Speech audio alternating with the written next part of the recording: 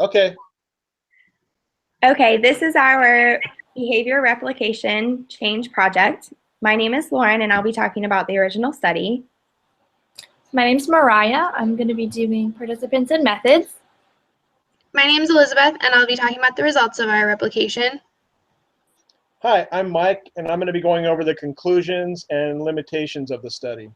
And now back to Lauren to start us off.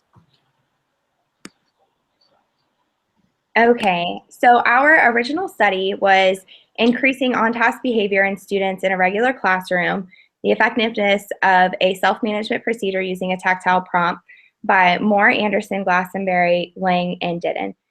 This study talked about using self-management procedures, specifically using a app called the Motivator app, which is an electronic beeper to increase on-task behaviors for high school age students.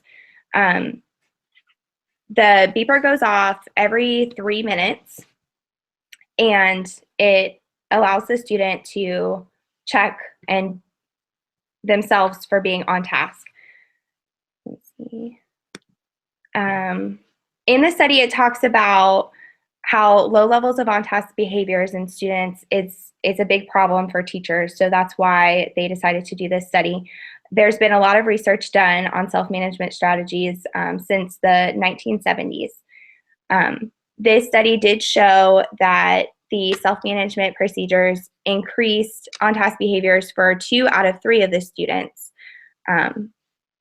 So this is the study that we used. And now Mariah is going to talk about methods. Hi everyone, I'm Mariah. I'm going to be talking about our purpose and methods. Let me just get my slides up. Bear with me. There we go. So our purpose and methods. So for the setting, observations took place across multiple environments and timetables, as this is an online class and we're from a lot of different places. 4 20-minute sessions were recorded by participants weekly. One was shared with the rest of the group for IOA scoring and observation. This is in slight variance to the original study, who used 30-minute observational periods. And the video was shared either through Google Hangouts or YouTube, depending on who the participant was. The dependent variable, the on-task behavior was the dependent variable. On-task behavior was defined as engaging in academic tasks such as reading, writing, or Blackboard content. The majority of participants exclusively read a textbook. That textbook was our Cooper book. Materials for the intervention, we use the Motivator. Motivator is an electronic device that vibrates at pre-programmed intervals. Most participants used the less expensive app form of the device. Not all, some did use the hard motivator, the physical motivator. Participants created a data sheet for the self-monitoring IOA. This is, of course, going to be in contrast to the original study where participants were trained on the Motivator app and were given packets for self-monitoring. Because we're BCBA candidates, we were already pretty familiar with Motivator, and we were able to make our own data sheets for self-monitoring in IOA. Here you can see our data sheet. What's really neat about it is we have the intervals already programmed, so you can kind of follow along with your recording and check on or off task. And this is a photo of the actual physical motivator. So these 2 arrows here are how you program the motivator. There's a dial that says set and a dial that goes to run. So at the beginning of the session, participants would set that to run as soon as they started recording themselves during their study session. And then they would use a check mark or an X that varied across participants to notate whether they were on or off task. The design of the study, we're going to talk about the actual graph later, but you can see it's a multiple baseline design. This kept us from having to withdraw the intervention at any time. And it gave validity because you could see in the baseline there shouldn't be much change without the intervention.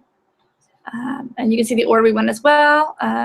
One person would start the intervention and the rest would stay in baseline, and it would progressively continue. So some of the videos for participants were baseline while others were in treatment. It was independent. The intervention itself, during the intervention phase, participants used the Motivator app and attempted to engage in study behavior for 20 minutes. At the start of the session, participants would set the motivator to run, and every 15 seconds, the motivator would vibrate, and that prompted participants to self-monitor using the sheet that we've already discussed. Here we have a sample video of Mike. I'm going to play this for you. So as you can see, is at his desk area. Let me mute this. There we go. He's at his desk area. We can clearly see the materials in front of him. He's presumably running the Motivator app on his phone while he's doing this. You can also see his data sheet next to him. So this was the gold standard for our videos. Everything needed to be clearly. He submitted this through YouTube for IOA, and we would check over this recording, and that's how we did our IOA. Oh, goodness. And now on to Elizabeth for results. Thank you, Mariah. Okay, let me pull up our results slide here. Okay, so these are the results of our replication of this study. As Mariah mentioned earlier, we did use a multiple baseline design. So you can see the graph once again, with Mike starting as his baseline was the most stable for our phase 2. You can see that just by using a simple visual analysis, in all cases, the intervention was higher than the baseline phases. In all cases except for Lauren stayed pretty similar.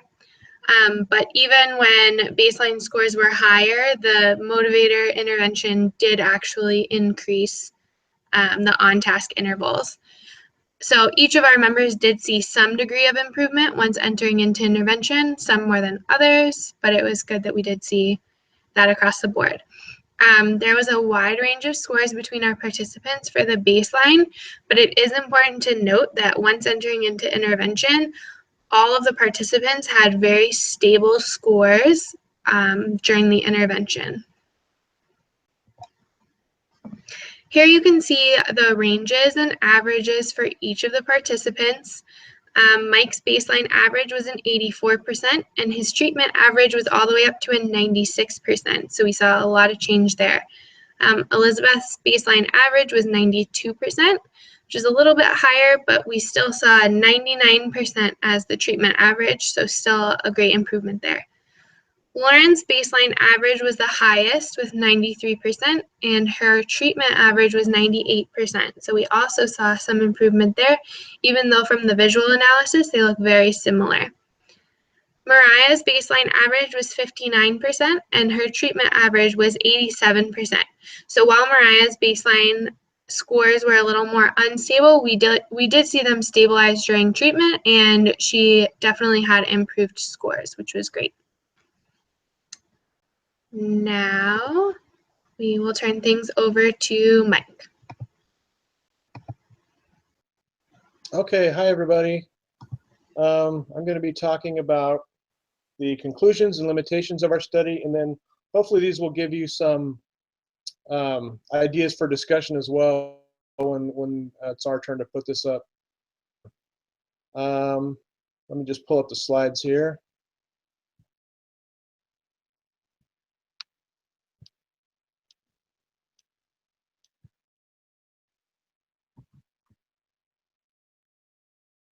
Where am I? Here I am. Okay, so looking at the graph here, you may have to look closely, but you'll see that overall on-task behavior did improve, and Elizabeth talked about this. You know, there was a difference between baseline and treatment in most cases. You'll also notice there tends to not be that much room for improvement. Most of us were pretty much on task already during baseline. In the case of Lauren, let me pull this up here. In the case of Lauren, you'll see that there's no change from baseline, at least this half of baseline right here. the latter half of it, to treatment. And that's because she's already in the high 90% range going into treatment. Even if she could improve, there just isn't any room to do so. So she was already there. There's a little bit more room for improvement for Elizabeth, and then even more for myself, suggesting the treatment had some effect there. And then the most noticeable improvement is for Mariah down here, whose baseline is fairly unstable, and then stabilizes to the 80th percentile range when she goes into treatment. Our goal was to replicate the Moore study, the Moore et al. Study. Their study is to demonstrate the effectiveness of self-monitoring for improving on-task behavior. Their subjects, 3 of them, were middle schoolers who were struggling in school and were given a vibrating tool known as the motivator, which has already been talked about, set to vibrate every 3 minutes, at which time subjects would note whether or not they were on task. It's a fairly simple study. The observers watched them and noted at the end of every 15 seconds if whether or not they were actually on task. And they did this for 30 minutes, 30-minute sessions, for a total of 120 intervals per session. What's similar in our approach and theirs, we also used a multiple baseline design, obviously. We employed the motivator tool, which can be purchased as a smartphone app. Some of us did that. Some of us, I did that myself. $2.99. We set it to the same 3-minute interval, and we also used the 15-second intervals for actual observation. Different from the original study, we shortened our sessions to 20 minutes instead of 30. This is about our subjects. Our subjects are different. Our graduate students, and not struggling middle schoolers, at least not as far as I can tell, we all wanted to improve our study habits, but as has already been seen, there wasn't that much room for improvement overall. But there's more to it than that. There's more to it than us just being these extra studious, awesome students. We feel that it has to do with the unintended effects of our observation procedure, which I'll talk about more in a minute. We did make what we felt were improvements to the original study.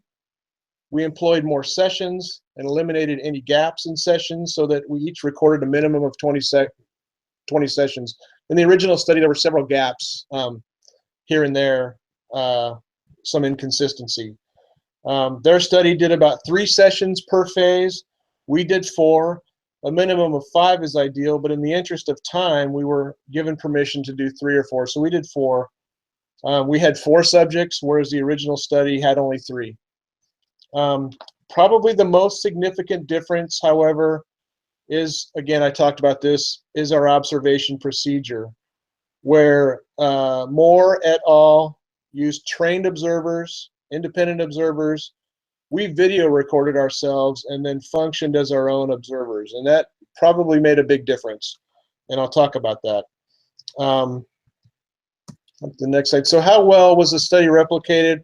Well, I thought we'd kind of use some of our own words here as to what we all thought about this. First off, I felt our observation procedure had the unintended consequence of functioning as an intervention itself. From the very first baseline session, I was very aware of the fact that I was recording myself. For one thing, it forced me to sit at a desk and not move out of the range of the camera, unless I absolutely had to. My very first session, I recorded as being 93% on task. I doubt I'm on task 93% of the time for anything. For the remaining baseline sessions, I found myself telling myself to, quote unquote, act natural and not pay attention to the camera. And that may have helped a little. The remainder of my baseline hovered around the 80% mark as being on task, but it still felt unnatural to me. In treatment, I felt like I could relax a little bit and yet be self-conscious, which that sounds kind of strange. But yeah, I felt self-conscious with the camera on me. Elizabeth said she was off task in the beginning, but then stabilized in the 90 percentile range. The Motivator app helped her get closer to being on task 100% of the time. closer to 100% of the time. Lauren said that knowing she was being recorded kept her on task, and that the Motivator app didn't do much for her. It couldn't really do much for her either. She was already there at about as far as she could go. She also wanted to point out that our environments had a lot to do with how things worked out differently. Our environments were different among each of us, but also vastly different from the original study. And speaking of environments, Mariah reported the reason things worked so well for her would need her attention or distract her, and that would throw her off task. Some sessions more than others, which she said explains the instability in her baseline. She says the buzzing of the Motivator app, or the Motivator, helped her to keep her studying. Video recording had less of an effect for her because of how she's video recorded all day at work. She's desensitized to it, she said. So the observation procedure really wasn't an issue for her. And now for some limitations. Again, we are graduate students. We are presumably already self-motivated. We have achieved some level of academic success. Excuse me. Even though we all expressed a desire to want to improve our on-task behavior and all benefited one way or another, we are probably not ideal subjects for a research study. The environment is another factor. It's not controlled like it is in the More et al. Study. We were at leisure to record ourselves anywhere and at any time, any convenient time. In the More study, students were in a humanities class with other peers. Social pressures were in effect for them that weren't in effect for us. The subject matter is another thing. Pretty much ABA. We were studying ABA, which is what we're all in school for. That presumes a level of interest and motivation to learn that perhaps isn't there for middle schoolers in a humanities class. Again, however, probably the most significant limitation is the treatment effects from the observation procedure. In short, the knowledge that a camera was filming us in order to determine how on task we were was in itself an intervention, at least for some of us. And it was a factor that didn't exist in the study we replicated. Given this, we must question the extent to which our baseline readings were true baseline readings. Mariah's are probably more accurately reflective of the original study than the rest of ours were, and that's because she really didn't seem to be fazed by by having the camera on her.